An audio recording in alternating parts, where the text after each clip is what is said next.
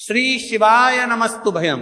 दोस्तों, आप सभी लोग जानते हैं कि 22 सितंबर 2025 यानी सोमवार को पड़ रही है शारदीय नवरात्रि के पहले दिन। और दोस्तों, यह वह तिथि है जो आश्विन माह मास में पड़ने वाली सबसे बड़ी तिथि शारदीय नवरात्रि है और इसका बहुत ही बड़ा और विशेष महत्व होता है। साल 2025 में शारदीय नवरात्रि इस बार 9 नहीं बल्कि पूरे 10 दिनों की होंगी, क्योंकि इस बार एक तिथि की वृद्धि हो रही है। हर साल आश्विन महीने के शुक्ल पक्ष की प्रतिपदा तिथि से शारदीय नवरात्रि प्रारंभ होती है, जिसका समापन विजयदशमी के दिन कलश विसर्जन के साथ ही होता है। इस बार प्रतिपदा तिथि 22 सितंबर सोमवार को 1:24 से शुरू होगी। सोमवार को पूरा दिन प्रतिपदा रहेगी और 23 सितंबर मंगलवार को सुबह 2:55 पर प्रतिपदा तिथि समाप्त होगी। इसके बाद में द्वितीया तिथि प्रारंभ हो जाएगी। ऐसे में इस बार 22 सितंबर सोमवार से शारदीय नवरात्रि प्रारंभ हो रही है। अगर कभी भी मौका लग जाए तो आप लोगों को पीपल के पत्ते पर राम लिखकर बहुत छोटा सा उपाय करना है। इन दोनों का संयोग बहुत ही कम आता है। इस दिन आपको एक पीपल के पत्ते पर राम वाला उपाय तो आपको अवश्य ही करना चाहिए, क्योंकि ऐसा दिन पूरे साल में सिर्फ एक ही बार आता है। और दोस्तों, आप सभी लोग जानते हो कि सोमवार का अगर सबसे बड़ा कोई उपाय है तो वह पीपल के पत्ते पर राम वाला उपाय। तो दोस्तों, सोमवार नवरात्रि के पहले दिन आप लोगों को इस पीपल के पत्ते पर राम लिखकर बहुत छोटा सा उपाय करना है। बहुत सारे लोग होंगे जिन लोगों ने इस उपाय को ना किया हो, मतलब पूरा साल निकल गया, उन्होंने किसी भी दिन इस पीपल के पत्ते पर राम वाला उपाय को ना किया हो। पर दोस्तों, आपके पास एक पहला मौका बचा हुआ है, जो कि 22 सितंबर 2025 सोमवार के दिन है। इस दिन आप लोगों को इस वाले उपाय को जरूर कर लेना है। भले ही आपने पूरे भर इस उपाय को ना किया हो, पर अगर आपने इस आश्विन माह के सोमवार के दिन अगर इस वाले उपाय को कर लिया तो आपको इस उपाय को करने का वह फल मिलेगा जिसकी आपने कभी कल्पना भी नहीं करी होगी। इसीलिए आप लोग इस वाले उपाय को एक प्राक्षण के बार जरूर कर लेना है, ताकि आप लोगों के हाथ से यह मौका ना जा सके और आपको इस उपाय को करने का फल मिल सके। दोस्तों, यह उपाय पंडित जी ने अपनी अभी की ही श्री शिव महापुराण की कथा में बताया है जी। इस उपाय को आज हम आपको बहुत अच्छे से समझाने वाले हैं। इस वीडियो को देखने के बाद इस उपाय को समझने के लिए आपको कोई और वीडियो को देखने की जरूरत नहीं पड़ेगी। तो चलिए दोस्तों, उपाय को शुरू करते हैं। देखिए, इस आश्विन माह के सोमवार नवरात्रि के पहले दिन यह इतना खास होता है, इतना महत्वपूर्ण होता है। देखा गया है कभी कभी बड़े बड़े पूजा पाठ अनुष्ठान से जो मनोकामना पूर्ण नहीं होते, वह आश्विन माह के सोमवार नवरात्रि के पहले दिन एक छोटे से उपाय करने से ही आपकी मनोकामना पूर्ण हो जाती है। और बहुत सारे लोगों ने इस उपाय को किया भी है और उनको इस उपाय को करने का फल भी जरूर मिला है। अगर आप लोग भी इस उपाय को करना चाहते हैं तो आप इस उपाय को पहले अच्छे से समझ लेना, सुन लेना, उसके बाद करना। आपको इस उपाय का फल जरूर मिलेगा और इस उपाय को कर लेने से आपके घर में चाहे किसी भी प्रकार की दुख और समस्या क्यों ना चल रही हो, आपको उसका कारण भी नहीं पता है कि भाई ये समस्या किस कारण से चल रही है, उसका कुछ भी कारण हो सकता है।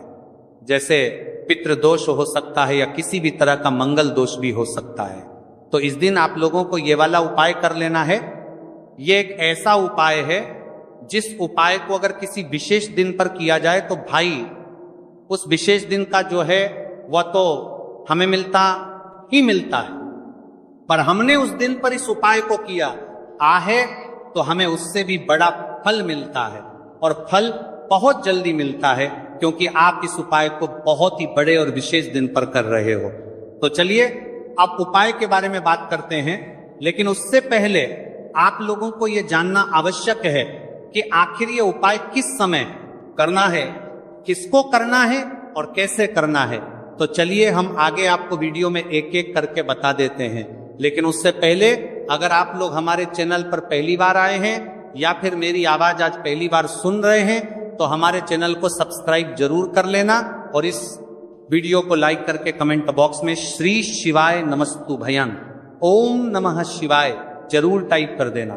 तो दोस्तों, इस पीपल के पत्ते पर राम वाला उपाय को हमें इस सोमवार के दिन कैसे करना है, किसको करना है, किस समय करना है और कहां पर करना है, ये सारे सवालों के जवाब आपको इस वीडियो में मिल जाएंगे। और जो ये वीडियो देखेगा भाई, उसको पीपल के पत्ते पर राम वाला उपाय जरूर करना चाहिए, क्योंकि इस दिन पीपल के पत्ते का भी बहुत ही बड़ा और विशेष महत्व होता है। पीपल के पत्ते पर राम वाला उपाय की तो ये सोने पर सुहागा वाली बात हो जाती है, और ये एक बहुत ही बड़ा उपाय हो जाता है इस सोमवार का। तो अब दोस्तों, इस पीपल के पत्ते पर राम वाला उपाय को आखिर करना किसको है, सबसे पहले हम लोग वो बात जान लेते हैं। तो देखो, घर की जो बड़ी माताएं बहनें होती हैं, उन माताओं बहनों में से कोई भी एक बड़ी माता बहन इस वाले उपाय को कर सकती है। और दोस्तों, अगर आप चाहे तो अपने घर में से सभी सदस्यों को भी इस उपाय को करवा सकती हैं। अगर किसी व्यक्ति की खुद की कोई मनोकामना है, खुद की कोई दुख और परेशानी है जो कि वह अपने लिए ही करना चाहता है, इस वाले उपाय को तो वह खुद अपने लिए भी कर सकता है। बाकी अगर कोई घर में से ऐसा है जो कि अपने पूरे घर परिवार की सुख और शांति के लिए ये वाला उपाय करना चाहता, तो भाई वो भी कर सकता है, उसमें भी कोई दिक्कत वाली बात नहीं है। कहने का मतलब यह है कि इस उपाय को हर एक सदस्य भी कर सकता है, और पूरे घर परिवार के सदस्य के लिए घर की बड़ी माताओं बहनों में से कोई एक माता बहन भी कर सकता है। माताएं बहनें अगर घर में उपस्थित ना हो या वह ये वाला उपाय ना कर पा रही हो, तो फिर घर का कोई बड़ा सदस्य भी इस पीपल के पत्ते पर राम वाला उपाय को कर सकता है, चाहे फिर वह पुरुष ही क्यों ना हो, उसमें कोई भी दिक्कत वाली बात नहीं है। उसके बाद सदस्य भी पत्ते पर राम वाला उपाय को कर सकता है। बाद में दोस्तों, जो अगला प्रश्न निकल कर आता है वह यह आता है इस उपाय को लेकर कि आखिर इस उपाय को हमें किस समय करना है, सुबह के समय करना है कि शाम के समय करना है। तो देखो, इस वाले उपाय को आप लोग सुबह के समय भी कर सकते हो और शाम के समय प्रदोष काल में भी कर सकते हो। अब अगर आप पूछो कि भाई साहब सबसे उत्तम समय कौन रहेगा इस पीपल के पत्ते पर राम वाला उपाय को करने का, तो हम आपसे बस यही कहेंगे कि इस उपाय को आप सुबह के समय करेंगे तो ज्यादा बेहतर होगा। बाकी अगर प्रदोष काल शाम के समय भी करेंगे तो भी अच्छा होगा, उसमें कोई भी दिक्कत वाली बात नहीं है। तो अब दोस्तों, जो अगली सबसे बड़ी और महत्वपूर्ण बात आती है वो ये आती है कि सुबह अगर हम उपाय को करेंगे तो हमें कितने बजे से लेकर कितने बजे तक के बीच में करना है, और शाम के समय प्रदोष काल में करेंगे तो हमें कितने बजे से लेकर कितने बजे के बीच में करना है। तो देखो, सुबह जितनी जल्दी हो सके आप उपाय को करने की कोशिश करना। बाकी अगर किसी कारणवश लेट भी हो जाओ, थोड़ी देर भी हो आए, तो 10 या 11 बजे तक भी आप उपाय कर लेना, पर 12 बजे से ज्यादा देरी ना हो, ठीक है, इस बात का ध्यान रखना। उसके बाद में दोस्तों, अगर शाम के समय प्रदोष काल की बात करें, प्रदोष काल का जो समय है होता है वह शाम के 6 बजे से शुरू हो जाता है। मतलब शाम के 6 बजे से लेकर 7 बजे के बीच का जो समय होता है, ये समय प्रदोष काल का समय होता है। तो आप इस उपाय को 7 या 8 बजे के बीच में भी कर सकते हो। मतलब शाम के 6 बजे से रात 8 बजे के बीच में आप कभी भी इस वाले उपाय को कर सकते हो, उसमें कोई भी दिक्कत वाली बात नहीं है। हमें किसी भी दिन आपको पीपल के पत्ते पर राम लिखकर बहुत छोटा सा उपाय करना है। ऐसा समझ लीजिए, जितने भी आपके शत्रु हैं, जो भी आपके विरोधी हैं, दुश्मन हैं, जो आपको हर तरफ से परेशान कर रहे हैं, अब उन शत्रुओं की अकड़ निकलेगी। शत्रु का किया कराया भी तुरंत हट जाएगा जब सोमवार में आप इस छोटे से उपाय को करेंगे। तो देखिए, आज की वीडियो विशेषकर उन लोगों के लिए ही है जो अपने जीवन में शत्रुओं से और दुश्मन से बहुत ज्यादा परेशान हो चुके हैं। देखिए, जगत जननी मां जगदम्बा का हम सोमवार में पूजन करते हैं और उनसे जुड़े हुए उपाय करते हैं। साथ ही साथ आपको बता दें कि सोमवार में संकट मोचन हनुमान जी का पूजन करने से और उनसे जुड़े हुए कुछ उपाय करने से जीवन के बड़े से बड़े कष्ट भी क्षण भर में दूर हो जाते हैं। तब बहुत कम समय में आपके शत्रु और आपके विरोधी आपके जीवन से दूर हो जाएंगे। आपके दुश्मन लाख कोशिश करने के बाद भी आपका बाल भी बांका नहीं कर पाएंगे अगर आप सोमवार में इस छोटे से उपाय को कर लेते हैं। अब देखिए, आज का जो समय है ये कलयुग का समय है, और कलयुग के एकमात्र देवता जो अपने भक्तों के जीवन से सारे कष्टों को दूर कर देते हैं वह स्वयं है संकट मोचन हनुमान जी। और संकट मोचन हनुमान जी का पूजन अगर आप सोमवार में करते हैं और उनसे जुड़ा हुआ ये छोटा सा उपाय अगर आप सोमवार में किसी भी दिन कर लेते हैं तो ऐसा समझ लीजिए, आपके जो शत्रु हैं, आपके जो विरोधी, आपके जो दुश्मन हैं, ये किसी भी तरह से आपको परेशान करने का प्रयास कर ले, आपका बाल भी बांका नहीं है, ही कर पाएंगे। दूसरी चीज, अगर आपके शत्रु ने आपके ऊपर कोई भी तंत्र मंत्र करवा रखा है, कोई भी जादू टोना, कोई भी ब्लैक मैजिक आपके ऊपर करवा दिया है या करवाने का प्रयास कर रहे हैं, ऐसा समझ लीजिए वो किया कराया आप तक पहुंचेगा ही नहीं। और अगर आप तक पहुंच गया है कोई भी ब्लैक मैजिक, तुरंत हट जाएगा जब आप इस छोटे से उपाय को सोमवार में करेंगे। देखिए, उपाय छोटा है लेकिन बहुत महादिव्य चमत्कारी है। मतलब उपाय को करने में ना तो आपका ज्यादा समय जाएगा, ना ही इसमें आपके ज्यादा पैसे लगने वाले हैं। और ऐसा समझ लीजिए कि एक बार ही अगर आपने इस उपाय को सोमवार में कर लिया तो इसका महादिव्य चमत्कार आप खुद देख लेंगे। तो सोमवार के जो 9 दिन होते हैं ये बहुत ही सिद्ध दिन होते हैं। मतलब सोमवार के दिनों में 9 माता रानी हमारे घरों में आती हैं, अपने भक्तों के जीवन से कष्टों को दूर करती हैं। साथ ही साथ आपको बता दें कि सोमवार के टाइम पर जब भी आप संकट मोचन हनुमान जी के उपाय करते हैं तो माँ दुर्गा की आपको असीम और विशेष कृपा मिलती है। माँ दुर्गा आपसे बहुत जल्दी प्रसन्न होती हैं और आपके सारे संकटों को वह दूर कर देती है। तो पीपल के पत्ते में और पीपल के पेड़ में होता है। देवी देवताओं का वास पीपल के पेड़ में श्री हरि विष्णु साक्षात माँ लक्ष्मी वास करती हैं। पीपल के देव में हमारे पितरों का वास होता है। पीपल का जो पेड़ होता है इसका पूजन करने से शनिदेव की कृपा, उनका आशीर्वाद मिलता है। और पीपल का पत्ता जो है इसका उपाय सोमवार में करने से व्यक्ति के जीवन से बड़े संकट और कष्ट दूर हो जाते हैं, जिसमें कि शत्रु और आपके दुश्मन जो हैं ये पूरी तरह परास्त हो जाएंगे, चारों खाने चित हो जाएंगे और कभी भी आपका कुछ नहीं बिगाड़ पाएंगे। अगर ये उपाय आप करते हैं तो देखिए, ये उपाय स्त्रियां भी कर सकती हैं, पुरुष भी कर सकते हैं। किसी भी दिन आप करते हैं भी इस उपाय को कर सकते हैं, ठीक है ना। इसमें दिन आपको नहीं देखना है कि किस दिन करें, जिस दिन आप चाहा उस दिन इस उपाय को आप कर सकते हैं। तो सोमवार के दिन आपको पीपल का पत्ता तोड़ना नहीं है, उससे एक दिन पहले ही तोड़कर आप पीपल का पत्ता ले आ, या गिरा हुआ जो पत्ता होता है पीपल का वो आप ले लें, ठीक है ना। बस इस चीज का आपको ध्यान रखना है कि सोमवार के दिन पीपल के पेड़ से कोई भी पत्ता हम नहीं तोड़ते, इस चीज का आपको विशेष ध्यान रखना है। तो आपको लेना है पीपल का एक पत्ता और शुद्ध जल से उसे साफ कर लेंगे पहले, जिससे कि धूल मिट्टी अगर पीपल के पत्ते पर हो तो वो हट जाए। फिर गंगा जल का थोड़ा सा छिड़काव यानी थोड़ी सी छींटे आपको इस पीपल के पत्ते पर मारनी है और इस पीपल के पत्ते को फिर कपड़े से पोंछकर आपको साफ कर लेना है, बिल्कुल सुखा लेना है। अब आपको लेना है थोड़ा सा सिंदूर, जो केसरिया वाला सिंदूर आता है जो हम संकट मोचन हनुमान जी को चढ़ाते हैं, वह केसरिया सिंदूर आपको लेना है। थोड़ा सा जल डाल के इसे गीला कर लेंगे और इसी सिंदूर से इस पीपल के पत्ते पर आपको भगवान राम का नाम लिखना है। अब किससे लिखेंगे? माचिस की तीली ले सकते हैं, उससे लिख सकते हैं। किसी भी तरह से आपको भगवान राम का नाम इस पीपल के पत्ते पर लिखना है। लिख लिया, एक आपको चमेली के तेल का या सरसों के तेल का दीपक तैयार करना है और एक कोई भी आपको लेनी है मिठाई में। यहां पर आप बूंदी का प्रसाद ले सकते हैं, बेसन का लड्डू ले सकते हैं, और अगर आप इमरती ले लेते हैं तो ये और भी उत्तम है। देखिए, इमरती का जो भोग होता है ये संकट मोचन हनुमान जी को बहुत ज्यादा प्रिय है। अब ये सारी चीजें लेकर आपको जाना है संकट मोचन हनुमान जी के मंदिर में।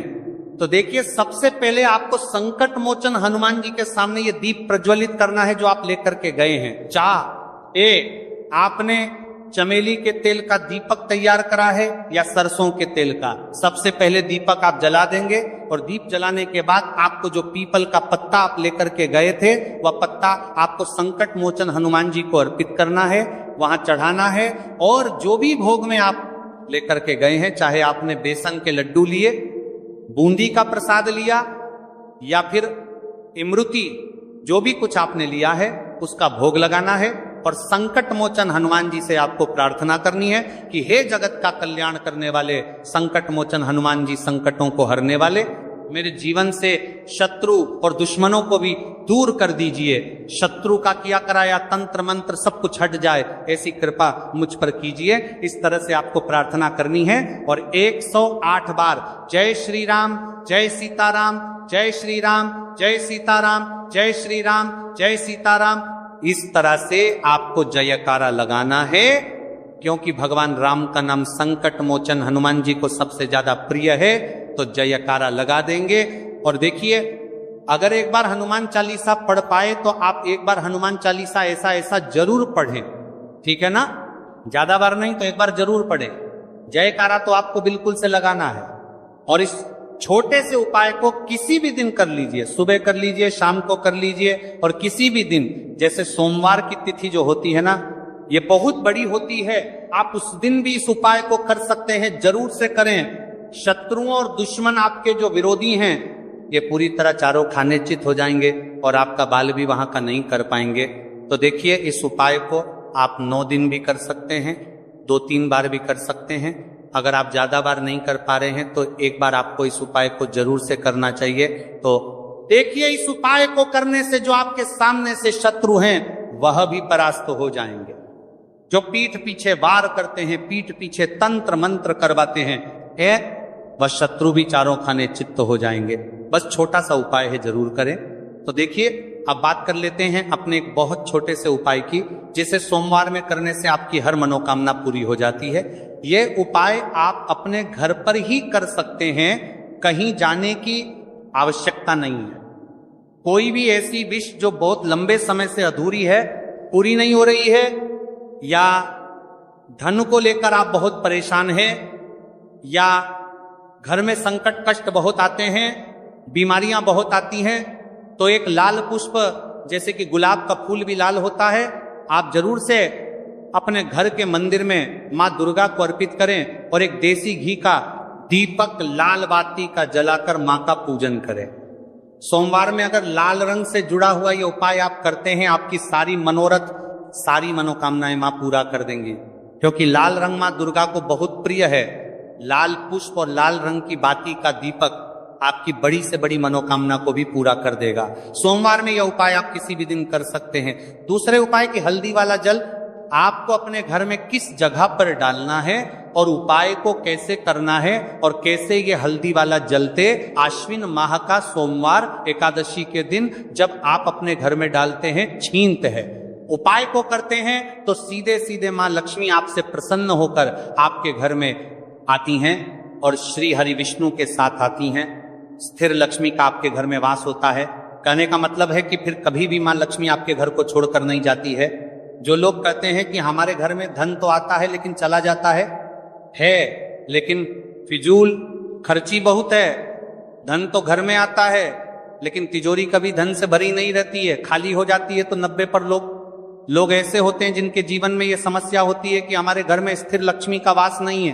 देखिए, हम सभी चाहते हैं ना कि मती और बास्मी और बास्मी और बास्मी और बास्मी और बास्मी और बास्मी और बास्मी और बास्मी और बास्मी और बास्मी और बास्मी और बास्मी और बास्मी और हाँ, लक्ष्मी और श्री हरि विष्णु हमेशा हमारे घर में रहे, उनका आशीर्वाद बना रहे।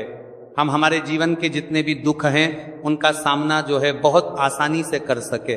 देखिए, जब व्यक्ति के पास पैसा नहीं होता है ना, तो वो बहुत सारे कष्ट दुख उसके जीवन में जब आते हैं उनका सामना भी नहीं कर पाता है, और जब उसका आर्थिक पक्ष मजबूत होता है तो बहुत सारी समस्याएं उसे अपने जीवन में जो आती हैं वह छोटी लगती हैं। लेकिन अगर पैसा भी पास नहीं है तो छोटी छोटी प्रॉब्लम्स और छोटी छोटी चीजें जो कौन सकता है, कुछ सारी कर पा सकता है, हमारे जीवन में आती हैं, वो भी बहुत बड़ी लगने लगती हैं। तो आपको करना क्या है, आपको यहां पर लेना है गंगा जल। तो देखिए, सबसे पहले तो आपको अपने पूरे घर में गंगा जल का छींटा लगाना है, ठीक है ना। गंगा जल आपके घर से जितनी भी नेगेटिव एनर्जी होती है उसे बाहर कर देता है, ठीक है ना। गंगा जल का छिड़काव जब आप करते हैं, उसके बाद कोई पूजा पाठ करते हैं, कोई उपाय करते हैं, वह पूरी तरह से सफल होता है, क्योंकि आपके घर में पॉजिटिव एनर्जी, सकारात्मक ऊर्जा आ जाती है, ठीक है ना। तो इतना करने के बाद आपको क्या करना है, एक लोटे के अंदर या एक कटोरी किसी भी चीज के अंदर आपको अपने घर का शुद्ध जल लेना है। ले लिया, उसके बाद पिसी हुई हल्दी उसके अंदर मिलानी है, मिला दी। जब हल्दी आपको मिलानी है, ठीक है ना, उस समय आपको श्री हरि विष्णु का ध्यान करना है। श्री हरि विष्णु से प्रार्थना करनी है कि मेरे घर में धन बढ़े और कभी भी मेरे घर की जो सुख समृद्धि है उसमें कमी ना आए, ठीक है ना। जब आप जल मिला लेंगे उसके बाद आपको तुलसी का एक पत्ता लेना है। तुलसी का पत्ता पहले ही तोड़ लें। सोमवार एकादशी के दिन भूलकर भी आपको नहीं तोड़ना है तो वाले दिन नहीं तोड़ेंगे, उससे पहले ही तुलसी का पत्ता तोड़कर रख लें। अगर आपके घर में तुलसी का पौधा इस टाइम सूख गया है, नहीं है था, और जहां पर भी आपको तुलसी का कोई पत्ता मिल जाए, एक पत्ता आप ले आए, उस तुलसी के पत्ते से आपको अपने पूरे घर में उस हल्दी वाले जल का छींटा लगाना है। सबसे पहले घर के मंदिर में लगाएंगे, ठीक है ना, फिर जितने भी रूम हैं, कमरे हैं, वहां पर लगाएंगे, घर के मुख्य द्वार पर लगाएंगे। इस तरह से जब आप उपाय करते हैं तो आपके घर घर में कभी भी धन की कमी नहीं होती है, धन में वृद्धि होती चली जाती है और धन आपका हमेशा बढ़ता है। देखिए, अगर तुलसी का पत्ता आपको नहीं मिलता है तब आप किसी भी छोटी सी पूजा वगैरह की जो चम्मच होती है उससे भी छींटा लगा सकते हैं। तो देखिए, जब भी आप अपने घर में सोमवार एकादशी के दिन हल्दी के पानी का छींटा लगाते हैं तो इससे श्री हरि विष्णु मां लक्ष्मी के साथ आपके घर में आते हैं और स्थिर रूप से आते हैं। ये मतलब कभी भी आपके घर को वह छोड़कर नहीं जाते।